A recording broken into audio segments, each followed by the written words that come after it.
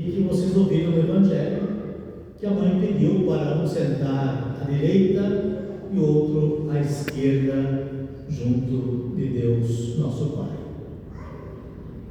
Este Tiago foi o primeiro, no ano de 42, ele foi o primeiro a sofrer o martírio.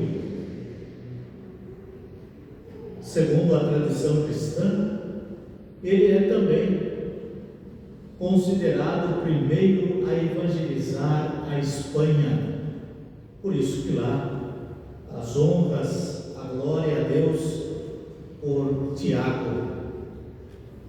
Meus caros, vocês ouviram e nós escutamos esta bela carta do apóstolo Paulo à comunidade de Corinto. Nós trazemos em vasos de barro, porque é a nossa vida, o tesouro do nosso ministério. Por que nós fazemos isso? Então, meus queridos irmãos e irmãs, quando nós falamos de ministério, nós estamos pensando numa função, num serviço, numa vocação, em uma profissão. Às vezes, você pode dizer, até nós falamos isso, aquele homem, aquela mulher, eles são excelentes no que eles realizam e fazem, mas eles têm algo que machuca a vida de cada um deles, igual a nós. Nós dizemos, mas ele é fraco nesta dimensão, ele precisa trabalhar mais aquela dimensão. E ele diz aqui, isso tudo acontece para que nós tenhamos a graça de reconhecer que o poder vem de Deus, que o carisma, o que fazemos de melhor, vem do Pai. Tudo pertence a Ele. E vocês estão lembrados até do famoso espinho na carne do apóstolo Paulo, e ele lembra lá nós assim, olha, sabe por que tenho esse espinho na carne? Para não me sentir orgulhoso diante de vocês. Com esse espinho, com isso que me atormenta, com esse pecado que eu preciso vencer, eu me encontro igual a vocês, na mesma natureza, porque Deus está acima. Mas assim mesmo, Ele sabendo das minhas debilidades, assim mesmo Ele me escolheu. Por isso que o apóstolo diz à comunidade de Corinto, embora de vez em quando nós nos sentimos assim, oprimidos, pisados, mas o mais importante é que não estamos esmagados. Se às vezes ficamos admirados, até parece que a angústia vai chegar até nós, mas o mais importante é que não há desespero, porque o Senhor nos ampara. Às vezes pensamos que as pessoas estão nos perseguindo, mas nós não temos medo, porque aquele que nos fortalece está conosco, e não nos sentimos abandonados, às vezes abatidos, é verdade, mas não vencidos, não aniquilados. Então nós levamos por toda parte, no nosso corpo, os sofrimentos da morte de Jesus, a fim de que se manifeste em nós a vida de Cristo. Então, por isso que, meus caros, você também já disse várias vezes, e nós dizemos, às vezes você olha para aquele irmão e fala, olha, verdadeiramente aquele é um homem de fé, porque veja a situação que ele atravessou, os momentos que ele viveu, e ele continua firme, forte. Deus está com ele. Então ele continua dizendo assim, nós acreditamos no que pregamos. Cristo está verdadeiramente em nós, e com este mesmo espírito de fé que nós recebemos, também nós acreditamos. É uma graça de Deus que nos alcançou, e porque acreditamos nós falamos. sabendo que aquele que ressuscitou o Senhor Jesus também há de nos ressuscitar. Vocês ouviram o anúncio do sétimo dia? Quando nós assim o fazemos, por quê? Porque no primeiro dia, depois do 7, no 8º dia, se fez uma obra nova. O Senhor ressuscitou no primeiro dia depois. No sábado santo nós fazemos aquela grande vigília. Todos nós trazemos uma vela acesa, que foi acesa naquele que está vivo, na luz que é Cristo. E no domingo da Páscoa e de Páscoa nós proclamamos a todos: Ele está vivo e nós vivemos nele. Quando nós somos batizados, nós somos incorporados a Cristo. Quando você recebe a Eucaristia, você diz a palavra que ele disse a nós, capítulo 6 de São João: se você come dessa carne, bebe desse sangue, você tem parte comigo. Mesmo que você morra, você viverá. Por isso que o apóstolo disse: então Deus o Pai, por causa da sua vida de piedade, assim como fez com o piedoso Senhor Jesus, o ressuscitou, também vai ressuscitá-lo. Tudo isto é por vossa causa, para que uma graça mais abundante multiplique todos os seus atos, as suas obras, a graça maior, para a glória de Deus, nosso Pai. Tudo isso. Meus irmãos, vocês escutaram com atenção. É claro que Jesus não reprova aquele cuidado da mãe, de jeito nenhum. E vocês escutaram no início que foi a mãe dos filhos de Zebedeu. Ela aproximou-se de Jesus e com os filhos ali. É interessante que é a mãe que pede, ficou ajoelhada diante de Jesus e fez o pedido. E Jesus disse: mas o que é que você deseja? Por que você está assim? E ela disse: o Senhor dê uma ordem, que esses meus dois que estão aqui estejam convosco lá, um à esquerda e outro à direita. E Jesus disse: acho que vocês, filho dela, não sabem o que estão pedindo. Jesus sabia que eles estavam de acordo com esse pedido e perguntou a eles: será que vocês podem tomar do cálice, quer dizer, assumir todas as dores da cruz? E eles responderam: sim,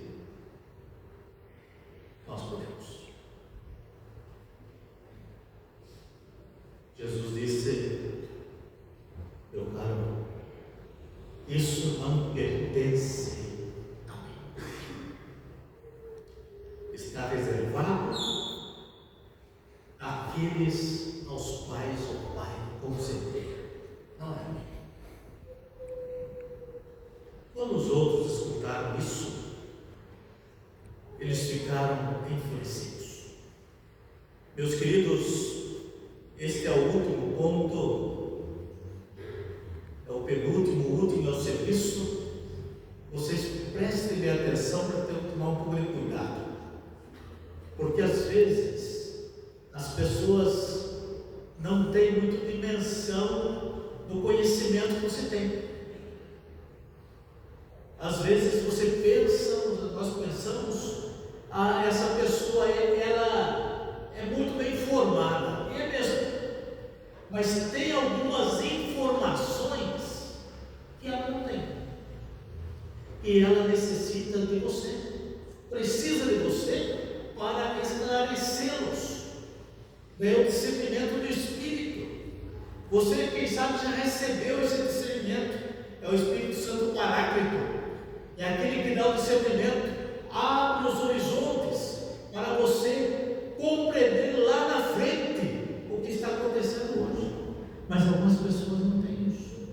Então elas precisam da sua ajuda. Por isso que Jesus diz: olha, não deve ser assim com vocês. Porque os discípulos que compreendiam, pensavam eles, depois eles vão perceber também que não. Eles começam a ficar irritados. Esses dois estão ficando loucos. Que pedido imbecil, bobo! E Jesus responde a eles educadamente, para ensinar os outros. Eles precisam tomar consciência do que estão pedindo. E os outros já estão com pedras na mão, porque acham esse pedido, ele é um pedido que nos deixa um pouco escandalizados com os nossos irmãos. Como é que eles não sabem essas coisas? E Jesus disse: olha, vocês devem ensiná-los.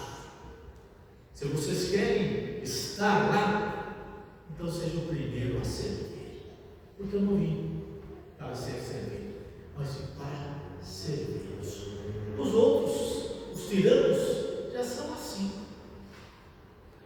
Ah, você não sabe? Então você é um burro, você é um asno, você não vai saber mesmo, você é uma inteligência curta. Isso não pertence aos cristãos.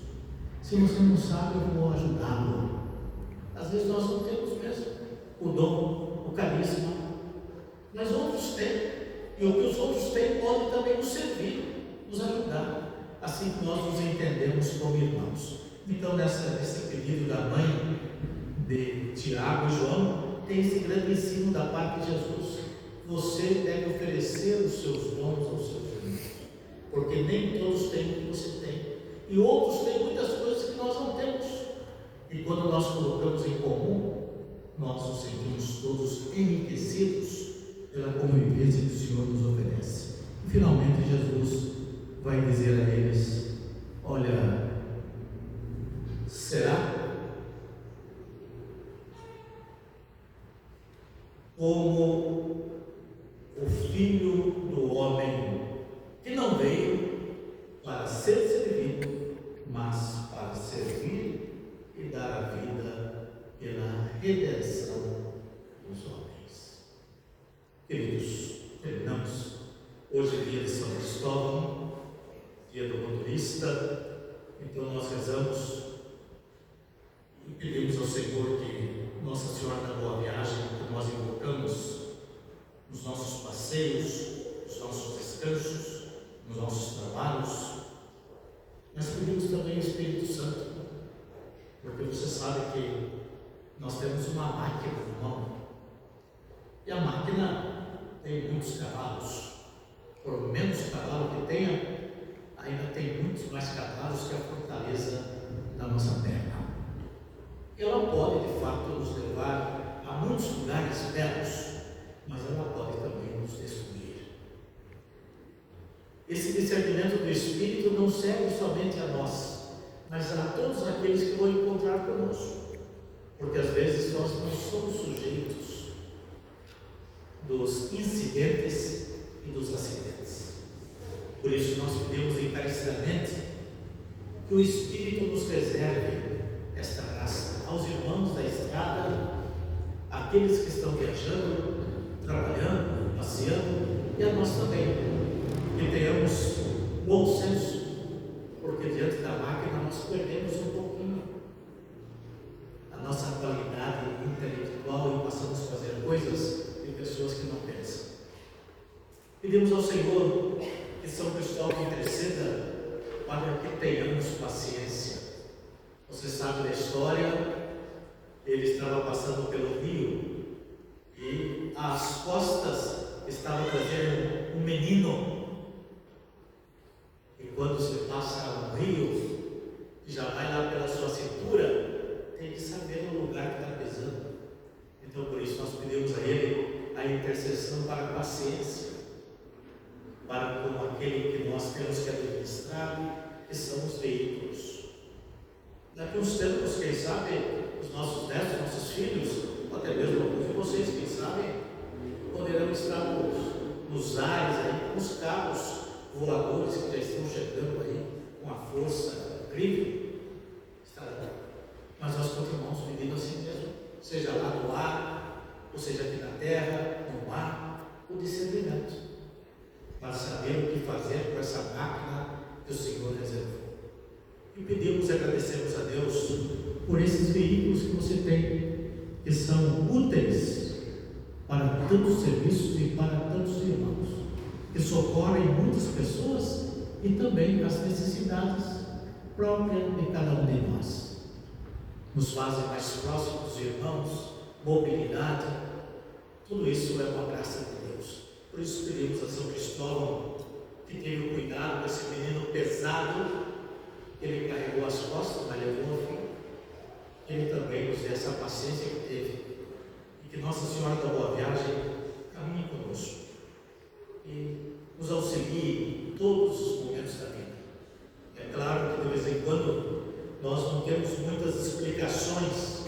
Quando nós começamos a trabalhar ali o automotivo e dar uma estudada no aspecto científico de tudo aquilo que transcorreu, nós percebemos, infelizmente ocorreu uma falha humana, infelizmente houve um problema mecânico, infelizmente foi uma questão de logística, uma série de outras coisas, mas nunca foi o querer de Deus. Nós podemos errar, nós podemos falhar, não queremos, mas nós erramos, nós falhamos. O que vai fazer? Somos humanos, mas assim mesmo nós pedimos ao Senhor que diminua os nossos erros com os discernimento que Ele pode nos conceder.